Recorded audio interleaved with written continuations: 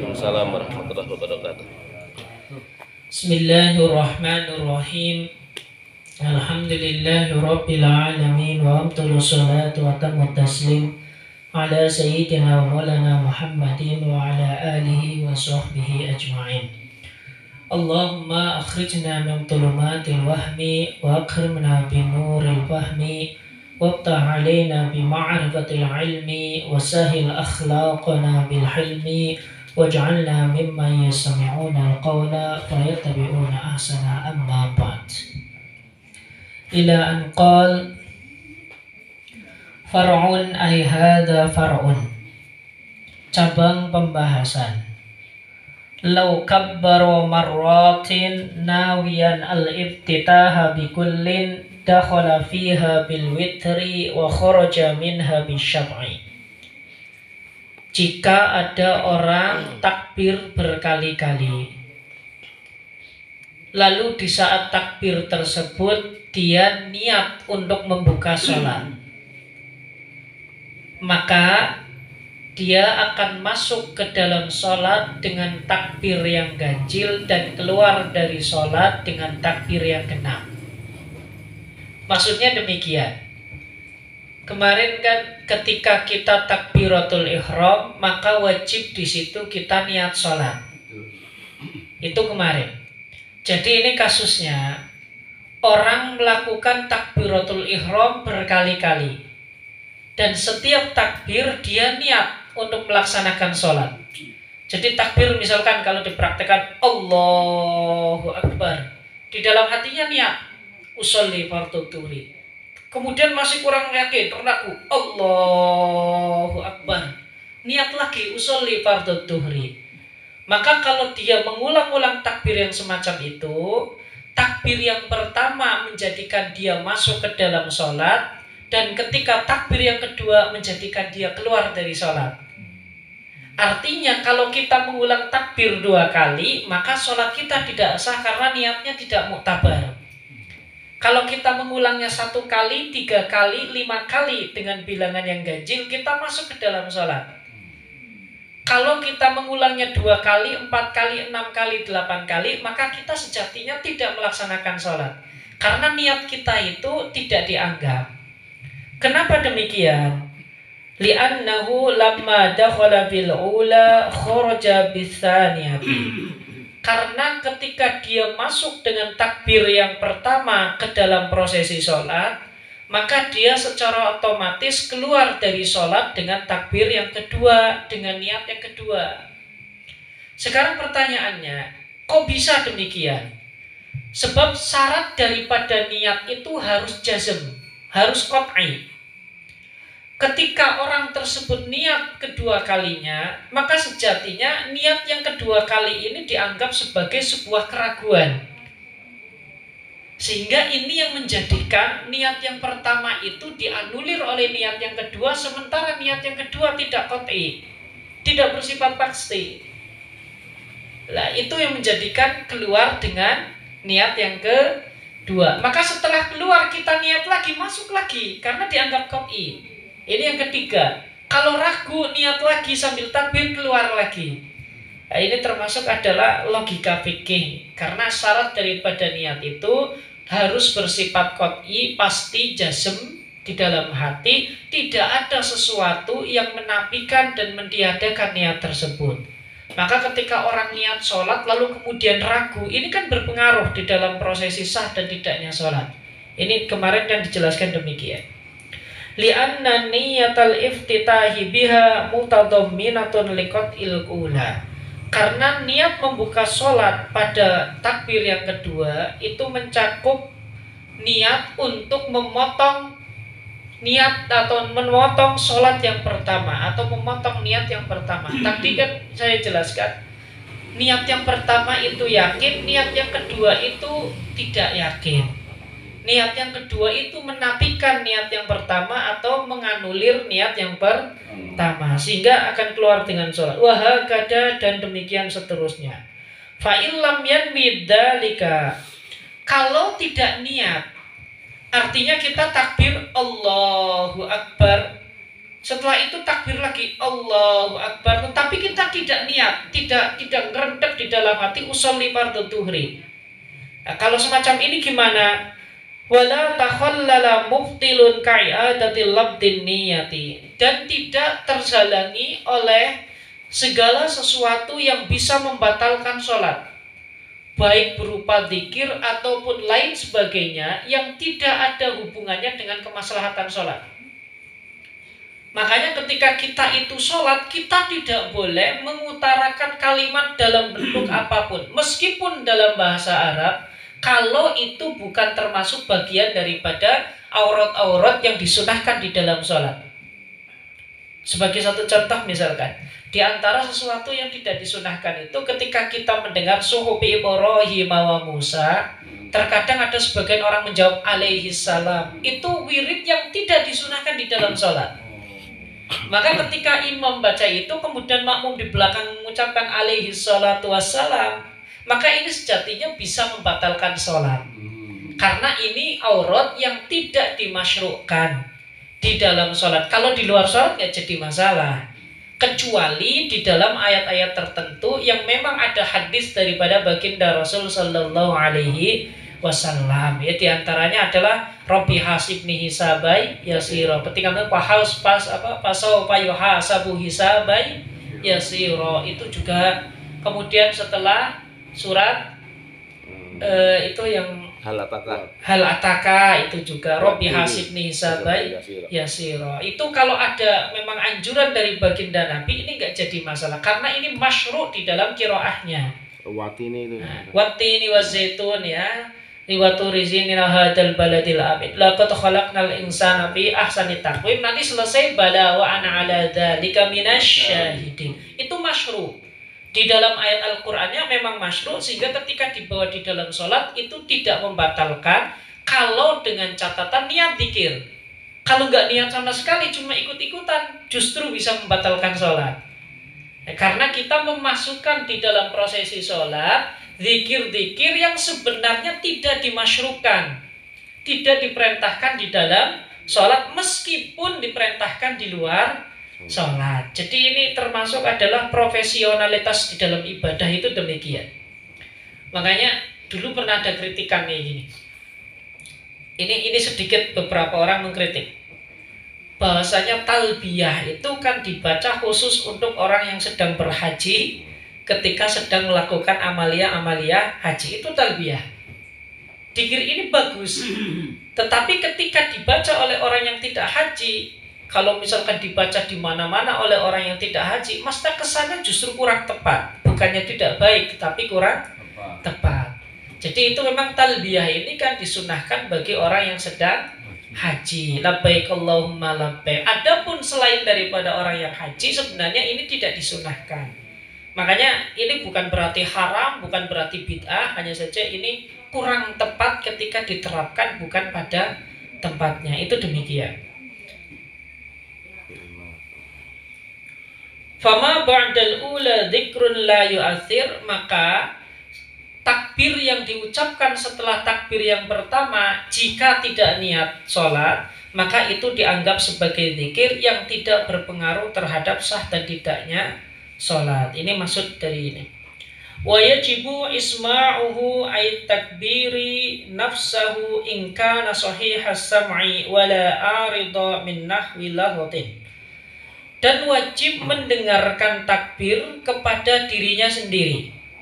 In kana sahihas sam'i, kalau orang tersebut memiliki pendengaran yang sehat. Wala arida min nahwi laghatin. Dan tidak ada faktor-faktor yang menjadikan dia susah untuk mendengar, seperti gemuruh anak atau gemuruh orang. Maksudnya demikian. Ketika kita mengucapkan takbir, maka batas minimal adalah takbir tersebut didengar oleh diri kita. Tidak harus dengan keras, Allahu Akbar. Terlebih ini bagi makmum dan munfarid. Ya, kalau imam jelas, kalau imam itu disunahkan mengeraskan suara agar didengar oleh makmum. Tetapi bagi munfarid atau makmum, munfarid itu adalah orang yang sholat sendirian. Makmum itu adalah orang yang sholat di belakang imam. Maka cukup ketika takbir itu mengucapkan Allahu Akbar. Yang penting diri sendiri mendengar. Dan ini berlaku pada setiap rukun qauliyah di dalam sholat.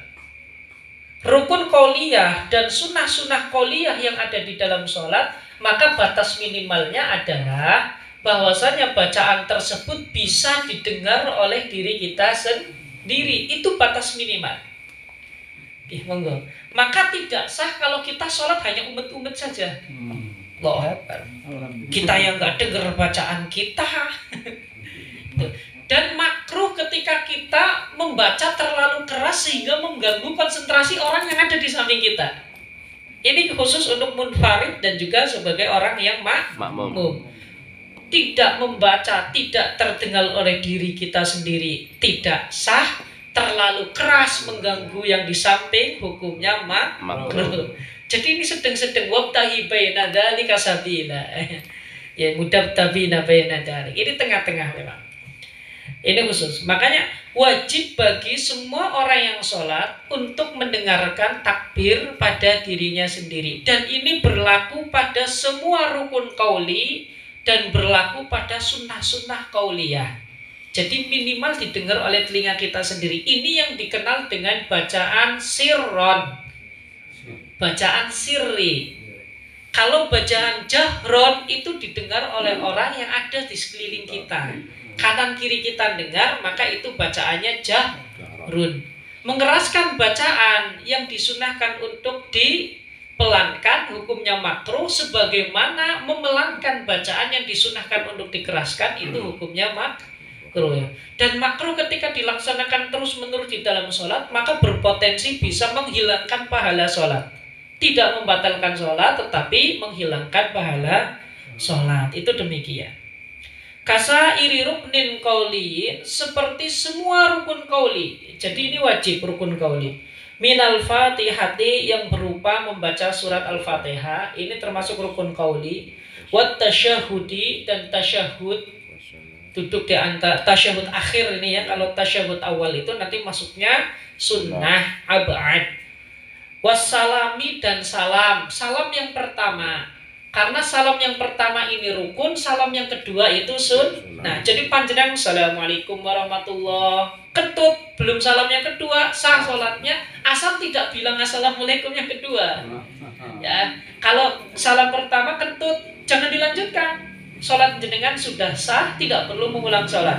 Tapi kalau salam pertama assalamualaikum warahmatullah, ketut, panjenengan bilang lagi assalamualaikum, sholatnya tidak sah karena kentut masih berada di dalam sholat. Kalau kita mencukupkan dengan salam yang pertama, maka kentut tidak berada di luar sholat. Ini kan kelihatannya itu sepele, tetapi ternyata pengaruh kepada sah dan tidaknya sholat. Wa yu'tabaru isma'ul mandu bil qawliyi li husulis sunnati. Begitu pula kesunahan qauli ini juga bisa didapatkan ketika kita mendengarkan bacaan tersebut pada diri kita sendiri. Wa sunnah jasmu ra'ihi ay takbiri.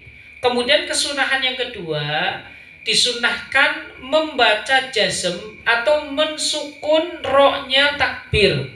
Jadi Allahu Akbar itu sunnah. Tidak disunahkan Allahu Akbar, Akbaru. Ini enggak. Allahu Akbar. Ini enggak. Tapi sunnah Allahu Akbar. Nah, itu. Khurujan min khilafi man aujabahu, ini karena keluar daripada pendapat orang yang mewajibkannya. Ini kalau ada istilah khurujan, keluar dari pendapat orang yang mewajibkan, ini jadi kasusnya ada orang yang mewajibkan, ada orang yang tidak mewajibkan. Lah, untuk keluar daripada pandangan tersebut, maka dibuat hukum sunnah. Jadi kalau ditanya di mana dalil kesunahannya, dalilnya adalah kaidah fikih yang sering kita dengar, al-khuruj minal khilaf mustahabbun. Ini adalah ucapan baginda Rasul sallallahu alaihi wasallam, dan ini berlaku di dalam setiap masalah fikih. Jadi kalau ada khurujan, Ini hukum yang didasarkan atas keluar dari pandangan yang mengatakan haram dan tidak haram, maka keluar hukum melakukan hukum makruh. Wajib dan tidak wajib keluar hukum sunnah. Wajahrun bihi li imamin kasairi takbiratil intiqalati, dan disunahkan mengeraskan takbir bagi imam sebagaimana takbir-takbir intiqalat. Nah, kalau imam beda dengan makmum. Kalau imam disunahkan jahar. Jahar itu artinya mengeraskan bacaan agar didengar oleh orang yang ada di sekitar imam.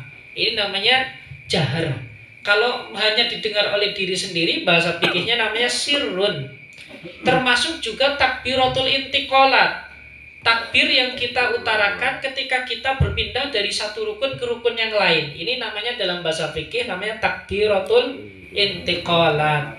Seperti sami Allahu liman hamidah, Allahu akbar, Allahu akbar, Allahu akbar, itu namanya takbiratul intiqalat. Kalau takbiratul ihram itu yang pertama ketika kita sholat. Warob ukafaihi au ihdahuma in ta'assara rabul ukhra bikashfin ay ma'a kashfihima. Dan juga disunahkan mengangkat kedua telapak tangan atau salah satunya kalau memang tidak mampu mengangkat kedua-duanya, ya. Bikashfin beserta dengan membuka kedua telapak tangan tersebut. Jadi sunnah mengangkat telapak tangan dengan dibuka, ya, tidak gegem semacam ini, ya.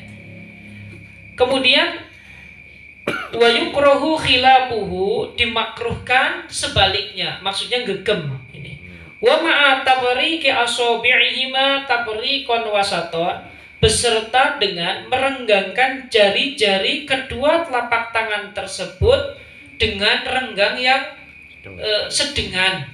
Jadi kemarin tidak begitu semacam ini, ya, begitu mepet, tidak begitu renggang, tapi sedengan saja ini. Ini maksud daripada tafriq, ini sunnah. Hadwa mankibaihi, hadwa ay muqabila mankibaihi, yaitu arah daripada kedua punggungnya, ya, diangkat segini, ya, ini sejajar dengan kedua punggungnya. Bihaitsu tuhati atrafu asabihi a'la udunaihi, yaitu sekiranya ujung jari-jari tangan yang bagian atas itu lurus kepada telinga kita, wa ibhamahu syahmatai udunaihi, dan kedua ibu jari lurus dengan daun telinga ini bawah, ini namanya syahmun. Jadi semacam ini, lurus, nggak harus gini. Jadi kita depan ini lurus. Ini hadwa mankibai, manceri, ngelurusi daripada punggak. Kemudian ini berada ini, ya. Kemudian ibu jari ini patokannya. Tinggal diluruskan saja ini, ya. Tarik depan ini, kira-kira sini. Allahu akbar. Itu semacam itu. Itu sunnah demikian. Warohatahu mankibaihi, dan kedua telapak tangan berada di dada. Jadi kayak gini, pas, ya. Ini lurus ini, yang atas ini lurus ini, ya. Ini semacam ini, yang atas lurus ini, kemudian ini berarti lurus ini punggung. Lil ittibai, karena mengikuti baginda Nabi sallallahu alaihi wasallam. Wa hadhil kaifiyatu tusannu ma'a jami'i takbiri taharrumin bi ayyaqrunahu bihi ibtidaan wa yunhihima ma'an. Dan cara ini disudahkan beserta dengan semua takbiratul ihram bi ayyaqrunahu, yaitu sekiranya, ya, menyertai takbiratul ihram dari permulaannya serta, ya, mengakhiri takbir tersebut bersamaan dengan takbiratul ihram. Kemarin saya praktekkan. Jadi kayak gini, ngangkatnya itu Allahu Akbar, ya, karena selesai mengangkat itu di atas, bukan di bawah, bukan Allahu Akbar, bukan, tetapi selesai mengangkat itu ketika berada di atas, dan sunnah itu bersamaan dengan ketika kita mengucapkan takbir. Jadi kayak gini, kalau kita praktekkan Allahu Akbar, jadi bar di atas, Allahu Akbar, turunkan ke bawah. Tapi ini kalau nggak dipraktekkan susah. Kalau nggak percaya, monggo panjenengan coba. Akbarnya bukan kibarit maksudnya? Enggak, iya. Jadi antara mengangkat tangan dengan rohnya itu sunnah bersamaan. Jadi Allahu Akbar. Meskipun ini kalau menurut Imam Romli nggak jadi masalah, ini kan sunnah. Kalau sunnah itu dilakukan lebih baik, nggak dilakukan juga nggak mengapa-ngapa. Ya, tetapi ya bagusnya dilakukan. Kalau kita biasanya di perut ya Allahu Akbar. Nah, itu ada memang yang mengatakan demikian. Jadi memang intiha roh. Ada yang mengatakan kayak gini, selesainya roh itu beserta dengan selesainya tangan diletakkan di atas perut. Ya, tetapi yang muktamad di dalam madhab, selesainya roh itu ketika tangan berada persis di atas. Allahu Akbar, turunkan. Tapi itu kalau nggak dipraktekkan susah. Coba kok praktek. Allahu Akbar.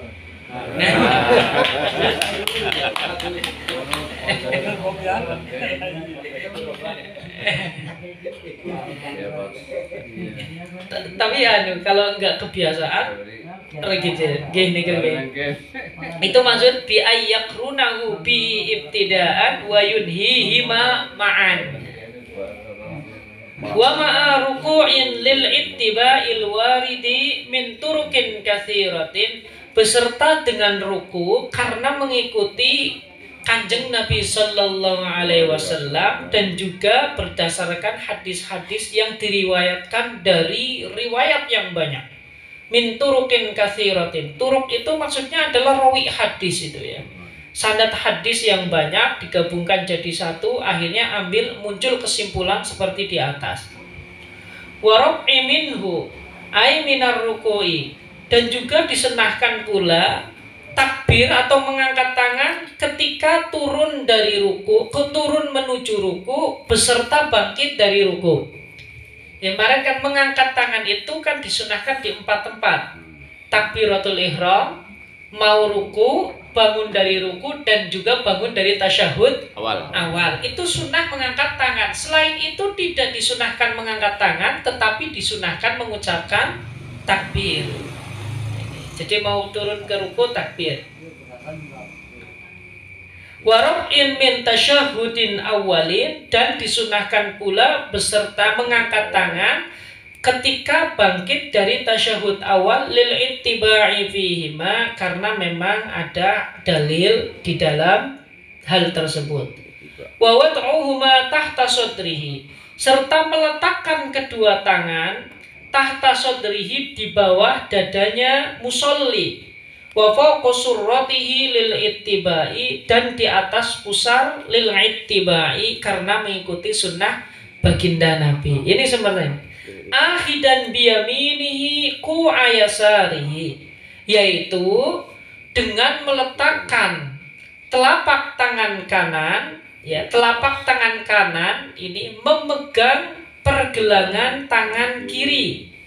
Waradduhuma minar rab'i ila tahti sadri aula. Ini maksudnya gini, Allahu Akbar, kemudian ditaruh di sini, di atas pusar, di bawah dada, yaitu manceri tempat di mana ada hati. Lah, tangan ini memegang pergelangan tangan kiri semacam ini. Allahu Akbar. Jangan lambat banget semacam ini di perut, tetapi ini di atas pusar, di bawah dada, tidak terlalu atas, tidak terlalu bawah. Jadi yang menjadi batas itu di atas pusar, di bawah dada, di mana di situ tempat hati, ya, tempat hati itu. Karena memang tujuannya, kenapa ini biar hatinya itu tenang. Ini sebagian ulama mengatakan demikian.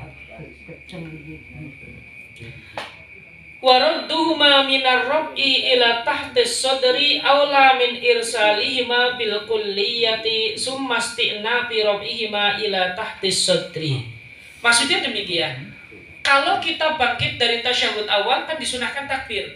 Misalkan setelah tasyahud awal kan naik ke atas, mau rakaat ketiga Allahu Akbar, maka disunahkan langsung di atas dada, langsung diletakkan di depan dada ini, ya, sebagai ini, daripada kita melepaskan demikian lalu kita kembali demikian.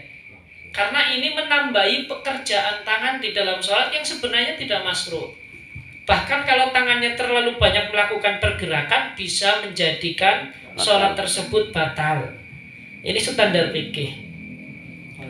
Qala al-mutawalliyu wa tamadahu ghairuhu. Imam Mutawalli dan diikuti oleh beberapa orang, beliau mengatakan yang bagi ayang duro qabla rab'i wa takbiri ila maudi sujudihi. Hendaknya sebelum kita takbiratul ihram, sebelum mengangkat kedua tangan kita sembari takbiratul ihram, disunahkan untuk melihat tempat sujud kita. Wa yudriku ra'sahu qalilan summa yarfahu, menundukkan kepalanya sedikit lalu mengangkat.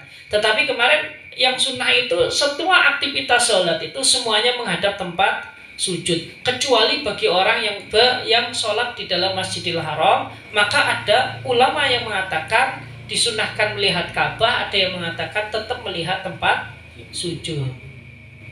Wa tsalisuha, dan rukun yang ketiga, ini rukun yang ketiga. Rukun yang pertama niat, yang kedua takbiratul ihram, yang ketiga adalah wa tsalisuha qiyamu qadirin. Rukun salat yang ketiga adalah berdiri bagi orang yang mampu. Alaihi binafsihi au bighairihi, baik dengan dirinya sendiri ataupun dengan orang lain. Jadi berdiri oleh diri sendiri tanpa ada bantuan atau berdiri dibantu oleh orang lain.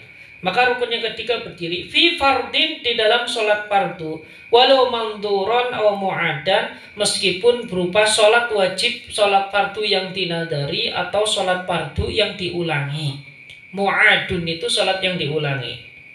Wa yahsulul qiyamu binasfi qafari dhahrihi ay idamihi alladhi hiya mafasiluhu. Dan berdiri ini bisa didapatkan dengan menegakkan tulang punggung kita. Jadi kita berdiri itu tulang punggung ya semacam ini ya, sambil menegakkan kedua kaki itu. Walau bistinadin ila syai'in, meskipun harus bersandar kepada sesuatu, tapi makruh. Jadi panjenengan sholat tarawih ngantuk berdiri atau mencari saka berdiri di belakang gak jadi masalah. Sholatnya sah, apalagi ini sholat sunnah atau sholat isya'nya misalkan. Sholat subuh karena saking ngantuknya cari pinggiran dinding, atau sholat subuh saking ngantuknya cari saka itu ya, cari saka kemudian bersandar, nggak jadi masalah. Ini hukumnya makruh. Yang penting berdiri. Bihaitsu law zala la saqata, sekiranya ketika sandaran tersebut diambil maka orang tersebut terjatuh. Wa yukrahu al istina'u, dan dimakruhkan bersandar. Ini makruh, soal berdiri bersandar pada dinding ini makruh. La bin hina'in in kana aqrab ila aqallir ruku'i, tidak dengan mengiringkan badan kalau sampai kepada aqallur ruku'. Ini berdirinya tidak sah. Jadi berdiri yang sampai kepada aqallur ruku'. Aqallur ruku' itu kan ketika kepala kita itu lurus dengan kaki kita. Jadi kalau kita sholat semacam ini ya, jadi aqallur ruku' itu ini lurus dengan ini. Kalau kita duduk semacam ini, nah, ketika ini sudah lurus dengan ini aqallur ruku'. Jadi kalau orang sholat berdirinya kok kayak gini, maka ini tidak sah, karena ini secara fikih tidak dianggap sebagai al-qiyam. Jadi Allahu Akbar, nah ini ya berdirinya ini kayak orang bungkuk ini. Kecuali kalau memang sudah bungkuk, ini khusus bagi yang sehat ini. Pak Eko katakan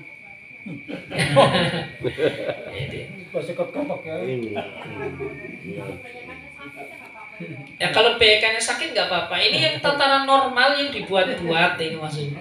Nah, kalau orang penyakitan ya mau miring-miring juga nggak apa-apa ini.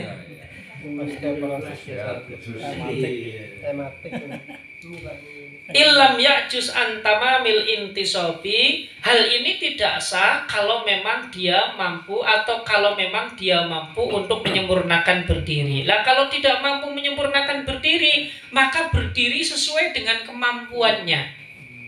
Jadi hukum berdiri tegak ini bagi orang yang mampu. Kalau orang yang tidak mampu kecuali berdiri dengan keadaan yang dia rasakan enak itu seperti apa, ini nggak jadi masalah.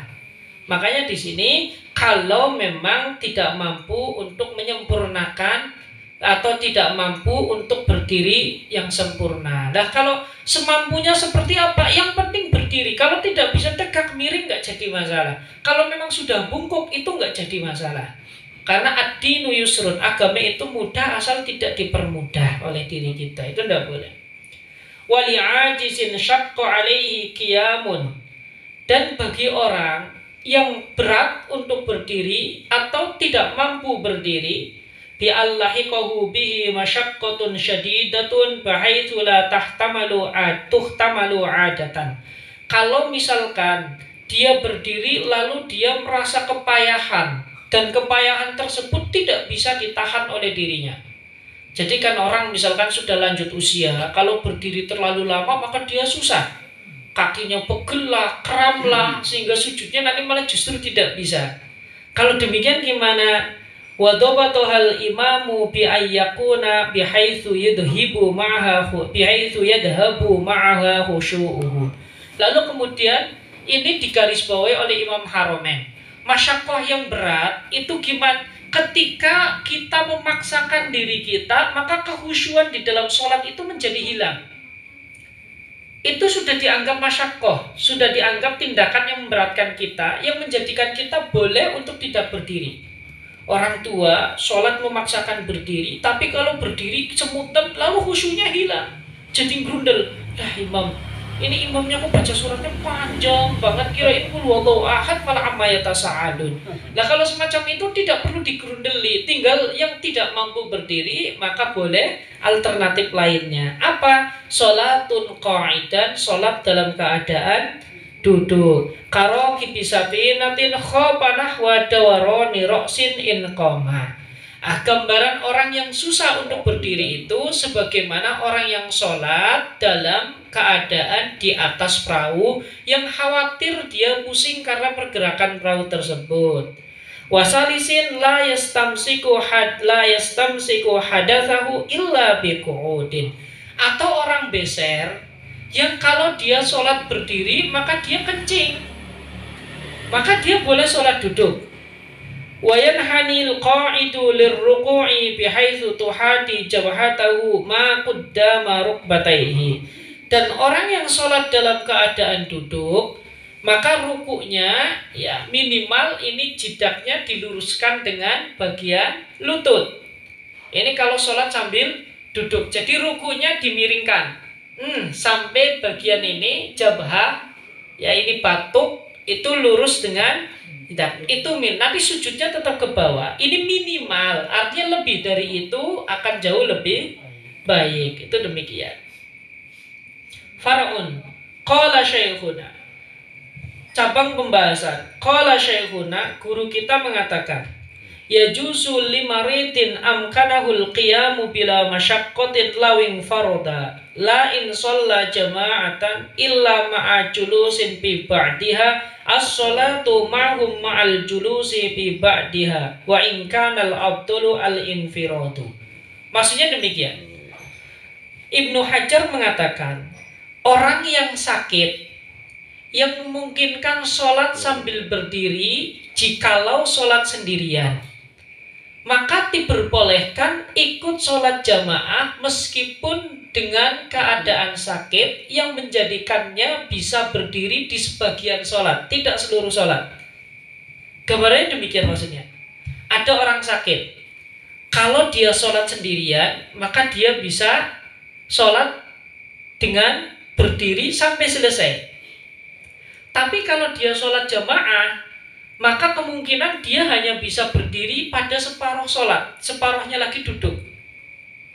Nah sekarang pertanyaannya, bolehkah dia sholat jamaah tetapi duduk di sebagian sholat, atau dia wajib sholat sendirian agar rukun berdiri itu bisa didapatkan? Maka jawabannya tetap boleh mengikuti sholat jamaah meskipun dia harus duduk di sebagian sholatnya. Wa in kana al-abdulu al-infiradu, meskipun yang paling utama adalah sholat sendirian. Ini khusus bagi orang yang sakit, yang kalau jamaah itu nanti menjadikan semakin parah sakitnya, atau khawatir nanti dia pusing, ataupun lain sebagainya, ataupun khawatir nanti berdirinya tidak kokoh atau tidak sempurna hanya pada sebagian rukun. Maka ini sunnahnya sholat sendirian. Wa kadza idza qara'al Fatihata faqat lam yaqud awis surata faqa'ada biha jaza lahu qira'atuha ma'al qu'udi wa in kana al-afdalu tarkuha intaha. Begitu pula kalau ada orang sakit, andai kata membaca surat Al-Fatihah saja, maka dia bisa sholat dalam keadaan berdiri sampai salam. Tetapi kalau membaca Fatihah sama surat-surat sunnah, maka dipastikan dia bisa berdiri di sebagian sholat dan duduk di sebagian sholat yang lain. Maka tetap boleh membaca surat sunnah, meskipun yang utama adalah membaca Fatihah saja tanpa harus membaca surat-surat sunnah. Nah, ini khusus bagi orang yang sakit. Wal abdulu lil qa'idi al-iftirasu. Adapun yang utama bagi orang yang sholat dalam keadaan duduk adalah duduk iftirash. Duduk iftirash itu telapak kaki kanan itu berdiri, ya. Telapak kaki kiri itu diduduki, ya. Di telapak kaki kiri bagian dalam itu diduduki. Kemudian yang kaki kanan itu telapak kakinya berdiri. Itu namanya duduk iftirash. Jempolnya tekuk. Nah, jempolnya ditekuk kan, itu iftirash. Summa tarabbu, kemudian kalau tidak mampu iftiros, maka disunahkan tarabbu. Tarabbu itu sila, ya. Jadi tarabbu itu sila kayak panjenengan itu. Ini tarabbu semacam ini, ya. Atau bisa juga semacam ini, ya. Bisa juga semacam ini, ya. Tetapi yang dimaksud dengan tarabbu di sini sila itu. Jadi telapak kaki kanan itu di bawah paha kaki kiri, telapak kaki kiri di bawah paha kaki kanan. Itu semacam ini. Ini sila itu yang panjenengan duduk gitu. Itu boleh kalau sholat duduk sambil sila. Ya. Summat tawarruku, kemudian yang ketiga tawarruk. Tawarruk itu duduk yang menjelang salam itu. Itu namanya duduk tawarruk. Ya.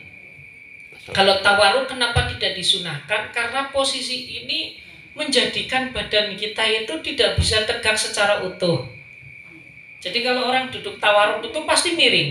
Ya. Apalagi yang nggak biasa itu kan, yang nggak biasa tawarruk semacam ini mesti kayak gini.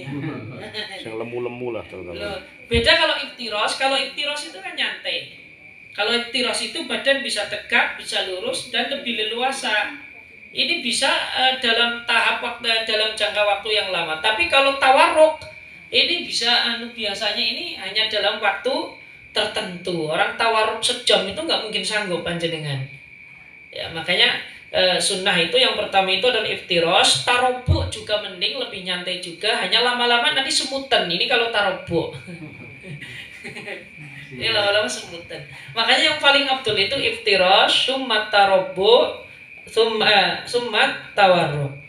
Fa'in ajaza anis sholati qa'idan shalla muttaji'an ala jambihi mustaqbilan lil qiblati biwajhihi wa muqaddami badanihi. Kalau tidak mampu sholat sambil duduk, ya maka sholat sambil berbaring miring. Ya, jadi semacam ini, ya. Mukanya ke kiblat, kakinya juga ke kiblat. Ini kalau nggak bisa sholat sambil duduk. Kalau sholat sambil duduk, dadanya ke kiblat, mukanya ke kiblat. Nah, kalau misalkan ya setengah-setengah, jadi duduk tapi diganjel panjang, tapi kakinya nggak bisa nekuk, ya kakinya lurus. Berarti kakinya nanti semuanya menghadap ke kiblat seperti orang sholat dalam keadaan terlentang. Ini nggak jadi masalah. Wa yukrahu alal janbil aisari bila udrin, makruh sholat di sisi kiri. Sisi kiri itu berarti miringnya semacam ini. Itu makruh. Famustalqiyan ala dhahrihi wa ahmasahu ilal qiblati. Kalau tidak mampu sholat sambil berbaring, ya berbaring tadi ini, maka boleh sholat sambil terlentang. Hanya saja nanti telapak kakinya ini yang menghadap kiblat. Nah, telapak kakinya menghadap kiblat. Wa yajibu ayyada'a tahta ra'sihi nahwa mikhadatin liyastaqbila biwajhi al-qiblata, dan wajib meletakkan di bawah leher bantal agar mukanya menghadap ke kiblat. Jadi tahapannya berdiri. Kalau tidak mampu berdiri, duduk. Kalau tidak mampu duduk, berbaring pada sisi badan. Kalau tidak bisa maka terlentang. Itu yang terakhir. Nah, kemudian ada tambahan lagi. Wa ayyumi'a ila sobil kiblati raki'an wa sajidan. Lah bagi orang yang sholat sambil berbaring, maka ruku dan sujudnya cukup dengan isyarat. Wa bisujudi akhbadu minal ima ila ruku'i. Maka isyarat ketika sujud harus jauh lebih rendah daripada isyarat untuk ruku. Ini kalau dengan muka misalkan Allah Akbar, maka kalau sujud lebih nakuk lagi. Jadi orang sambil dipantangkan ini kasih bantal, maka Allah Akbar ruku. Kalau sujud rendahin lagi Allah Akbar. Yang penting sujud harus jauh lebih rendah daripada ruku. Ini bagi orang yang sholat dalam keadaan berbaring. Dan ini adalah solusi ya bagi yang tidak berdiri, nggak boleh tidak sholat. Ini nggak boleh. Kemudian in ajaza anhuma, kalau ternyata tidak mampu, fa in ajaza anil ima'i bi ra'sihi aw ma bi ajfanihi. Kalau tidak bisa isyarat dengan kepalanya, maka isyarat dengan kelopak matanya. Jadi kalau isyarat dengan kepala tadi tidak bisa, kita cukup dengan mata. Allah Akbar. Ya mungkin kalau ruku sedikit-dikit agak merem, tapi kalau sujud merem. Nah ini kan bisa jadi orang sakit parah kan bisa jadi. Sebenarnya fikih itu gampang. Orang sakit parah itu nggak mesti dipaksa harus dibawa ke musola, tidak. Sholat saja di ranjangnya tinggal kita hadapin ke kiblat itu kan. Fa'in ajaza, kalau tidak mampu sholat sambil isyarat, jadi ini repot. Jadi orang mungkin ini sudah mendekati sakaratul maut, mau sholat isyarat juga nggak bisa. Gerak-gerakin kelopak mata nggak bisa, jangankan kelopak mata, jari nggak bisa, semuanya nggak bisa. Kalau semacam ini gimana? Ajro apa ala sholati ala qalbihi, maka kita memperagakan gerakan sholat dengan hati kita. Jadi ngangen-ngangen nih kayak orang membayangkan sholat itu. Itu demikian dengan bacaan-bacaannya. Fala tasqutu anhu sholatu mada ma'akluhu sabitan. Maka sholat tidak akan pernah gugur daripada kita semuanya selagi akal kita masih ada. Dalam keadaan apapun, dalam keadaan kita sakit parah, dalam keadaan yang lain, sholat itu tetap menjadi kewajiban kita. Mada ma'akluhu sabitan, selagi akal manusia masih ada. Maka orang yang koma itu kan akalnya tertutup, sudah tidak bisa memahami khitab. Atau orang yang haram, tua, itu sudah nggak paham khitab itu. Maka itu kalau semacam itu, maka sudah rubi al-qalam. Ya, rubi al-qalam. Tetapi kalau selagi orang akalnya masih bisa berpikir dalam kondisi apapun, sekarat apapun, maka dia tetap wajib sholat. Ya tadi cara-caranya itu sebagaimana telah dijelaskan, itu demikian. Besok lanjut. Ini mau disempurnakan, tidak apa-apa sih. Besok rukun yang keempat. Wa inna ma akharul qiyama an sabiqaihi ma'a taqaddumihi alaihima li'annahuma ruknani hatta fin nafli wa huwa ruknun fil fariidati faqat. Lalu kemudian ini, kenapa berdiri ini dijadikan rukun yang ketiga, bukan rukun yang pertama, malah mendahulukan niat sama takbiratul ihram? Bukankah takbiratul ihram itu harus berdiri dulu? Nah, ini dijawab karena berdiri ini hanya rukun di dalam sholat fardu, bukan rukun di dalam sholat sunnah. Berbeda dengan niat dan takbiratul ihram, kedua-duanya rukun baik di dalam sholat fardu ataupun di dalam sholat sunnah. Kamu tanafilin, ya, sebagaimana orang yang sholat sunnah. Maksudnya kayak gini, orang yang tidak mampu berdiri maka dia boleh sholat duduk. Lah, boleh sholat duduk ini sebagaimana orang yang melakukan sholat sunnah meskipun mampu berdiri. Ya, panjenengan mampu berdiri melaksanakan sholat sunnah, maka boleh panjenengan itu sholat sunnah sambil duduk. Traweh misalkan iseng-iseng, sudah tahu fikih, saya mau berdiri tapi saya pengen ngambil kesunahan, boleh sholat sunnah duduk. Boleh jenengan bawa kursi ke masjid asal suci, duduk ya. Mau terawihnya 20 rakaat, 40 rakaat misalkan, atau 100 rakaat, asik sambil duduk. Hanya saja Kalau di dalam sholat sunnah, maka pahalanya separuh daripada pahalanya orang yang berdiri. Kalau di dalam sholat fardu tidak, karena dasarnya tidak mampu. Kalau masih mampu berdiri kan di sholat fardu nggak boleh. Kalau di dalam sholat sunnah, baik mampu ataupun tidak mampu, maka boleh sholat sambil duduk. Nah, kalau selain duduk nggak boleh. Jadi nggak boleh sholat sunnah sambil rebahan, ini nggak boleh. Jadi pilihannya mau berdiri atau duduk. Kan repot kalau sholat sunnah sambil rebahan, nanti tarawih bawa kasur masing-masing. Nah, ini tidak boleh. Fayajuzu lahu ayyusolliyan nafla qa'idan wa muttaji'an. Maka diperbolehkan bagi seseorang sholat sunnah sambil duduk ataupun muttaji. Muttaji itu kayak gini ya. Miringnya ini. Ini muttaji. Yang nggak boleh mustalqiyan nggak boleh. Ma'al qudrati 'alal qiyami awil qu'udi, meskipun mampu untuk berdiri ataupun duduk. Wa yalzamul muttaji'a al-qu'udu lirruku'i wasujudi. Hanya saja bagi orang yang berbaring di satu sisi itu wajib menyempurnakan ruku dan sujudnya. Ya, ini kalau yang muttaji, kalau orang yang duduk enggak. Kalau yang muttaji ruku berdiri dulu, ruku. Nanti kalau sujud malah repot kan. Ini repot. Tapi kalau yang duduk enggak. Amma mustalqiyan fala yasihu ma imkanil ittijai.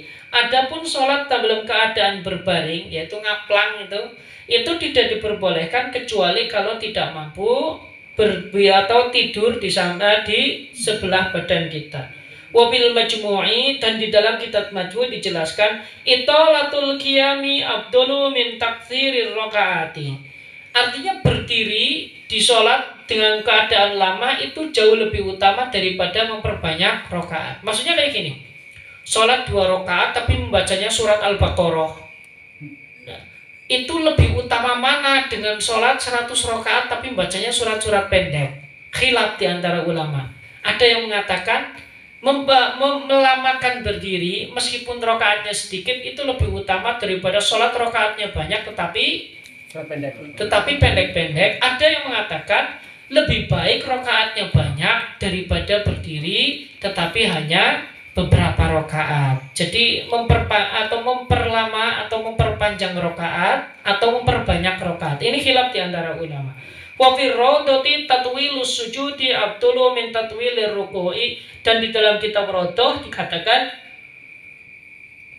melamakan sujud itu jauh lebih utama daripada melamakan ruku. Nah, nanti ini ada perbedaannya karena ruku itu adalah rukun qasir, kalau sujud rukun tawil seperti qiyam.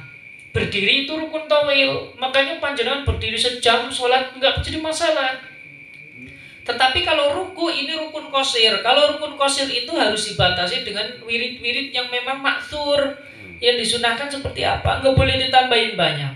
Lah sujud ini mahalul khilaf, ada yang mengatakan rukun tawil, ada yang mengatakan rukun qasir. Kalau menurut Imam Nawawi di dalam kitab Rawdah ini dikatakan namanya rukun tawil. Maka boleh ditambahi doa-doa selekira tidak berlebihan. Sujudnya nggak nyampe setengah jam gitu.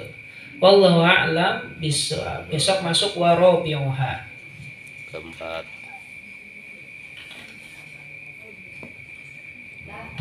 Monggo.